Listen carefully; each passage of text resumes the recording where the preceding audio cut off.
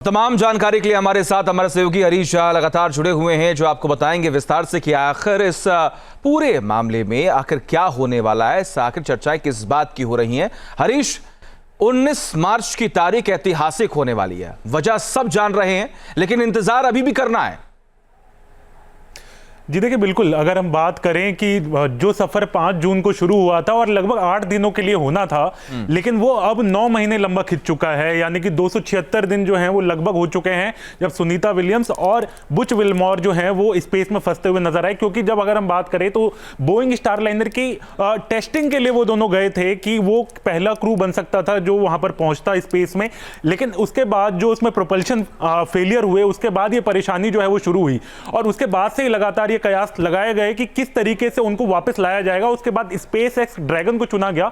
Dragon को चुनने के भी खास कारण रहे थे, क्योंकि ड्रैगन की अगर हम बात करें तो क्रू और कार्गो दोनों के लिए इस्तेमाल किया जा सकता है। 7 लोगों का वेट जो है वो आराम से वो उठा सकता है, तो उसी को ध्यान में रख के क्रू को था। इसके साथ साथ अगर हम बात करें तो स्पेस एक्स ड्रैगन में 2 पहले से ही एस्ट्रोनॉट जो है वो गए हैं, ताकि वो पूरी तरीके से डॉकिंग और उसके बाद स्प्लैश की जो अगर हम बात करें तो वो प्रक्रिया बहुत आसान रहे और स्मूथली चले और सारी परेशानी जो है वो किसी भी तरीके की दिक्कत जो है वो ना आए। और इसी को ध्यान में रख के जो एकदम निक हैग और अलेक्जेंडर को जो चुना गया है, वो दोनों बहुत एक्सपीरियंस स्पेस वॉकर रहे हैं, तो दोनों को इसलिए चूज किया गया था। और इसके बाद अगर हम बात करें जो सबसे बड़ी परेशानी जो होती है जब पृथ्वी के वायुमंडल में जब कोई स्पेस क्राफ्ट जो है वो प्रवेश करता है, तो उसके बाद जो एयर प्रेशर है वो बहुत ज्यादा होता है उसमें। तो एयर प्रेशर को कंट्रोल करना मौसम के साथ, क्योंकि पहले भी जब वापसी आने की बात हुई थी तो मौसम की वजह से उसको नासा ने रोक दिया था उस प्रोजेक्ट को, लेकिन इस बार अगर ये देखें तो अब तक सब कुछ स्मूथ चल रहा है। नासा की टीम और इसके साथ साथ स्पेस एक्स की टीम दोनों नजर बनाए हुए हैं और 3:27 का समय जो है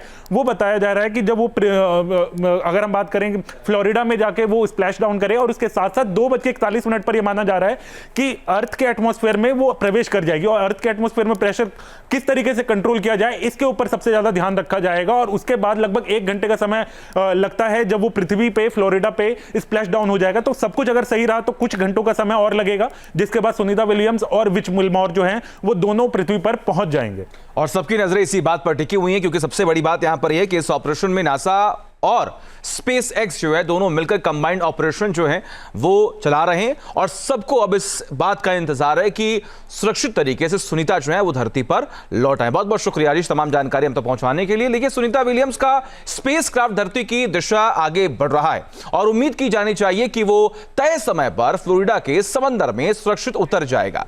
लेकिन किसी भी स्पेस क्राफ्ट की लैंडिंग की प्रक्रिया जटिल होती है और उसमें कई चुनौतियां और खतरे भी होते हैं। जरा सी गलती से बड़े हादसे का खतरा पैदा हो जाता है। देखिए,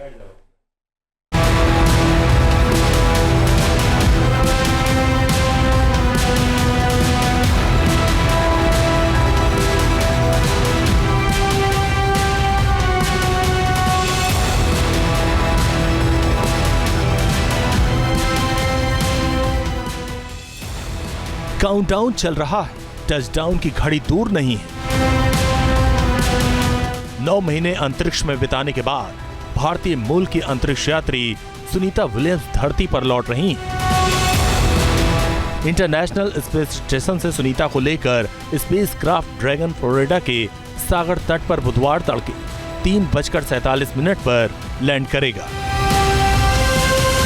आईएसएस से धरती की दूरी करीब 400 किलोमीटर ही है, लेकिन इस सफर में खतरे कम नहीं है। किसी स्पेस क्राफ्ट की लैंडिंग में कई तरह की समस्याएं आती हैं।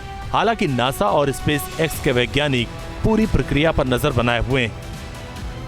अवकाश में रहना इतना इजी नहीं है, इतना आसान नहीं है, बहुत ही कठिन है। क्योंकि वहाँ पर आपको टेम्परेचर, वैक्यूम से लेके रेडिएशन की इफेक्ट सभी से आपका अनुभव से गुजरना होता है। ऑफकोर्स स्पेस स्टेशन पे तो प्रेशराइज्ड एनवायरनमेंट है, बट फिर भी जो पृथ्वी पे जो वातावरण है उस तरह का वातावरण तो आपको स्पेस में नहीं मिलेगा, ऐसे क्लोज्ड प्रेशराइज्ड वेसल में रहने के बावजूद।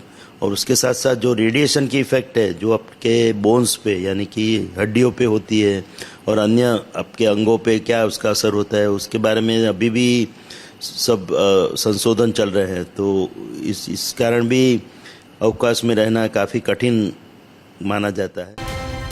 हम आपको बताते हैं कि सुनीता विलियम्स के सुरक्षित धरती पर लौटने के रास्ते में क्या अड़चनें आ सकती हैं और क्या मुश्किलें दीवार खड़ी कर सकती हैं।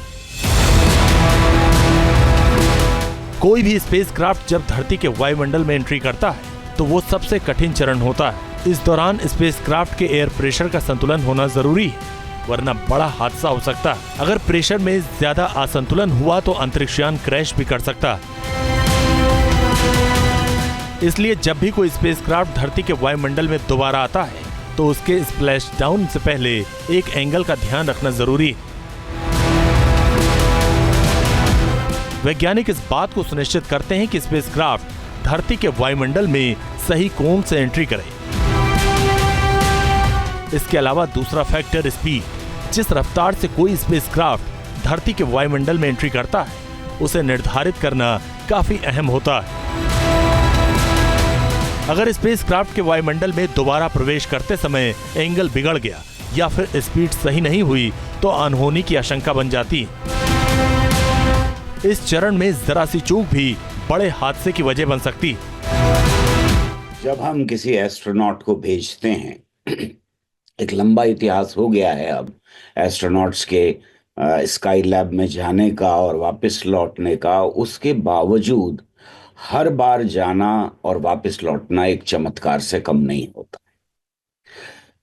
इसको इस तरह से समझना चाहिए कि जरा सी गलती, थोड़ी सी प्रॉब्लम जो है वो उन स्पीड्स के ऊपर, यानी जो गतियां होती हैं जाने की वापस लौटने की, जो टेम्परेचर्स होते हैं और जो खला यानी वैक्यूम होता है वहां पर, और जिस तरह की कंडीशंस होती हैं उसमें जरा सी भी गलती बर्दाश्त नहीं की जा सकती। इसके अलावा एक और खतरा है जिसके बारे में लोग ज्यादा नहीं जानते।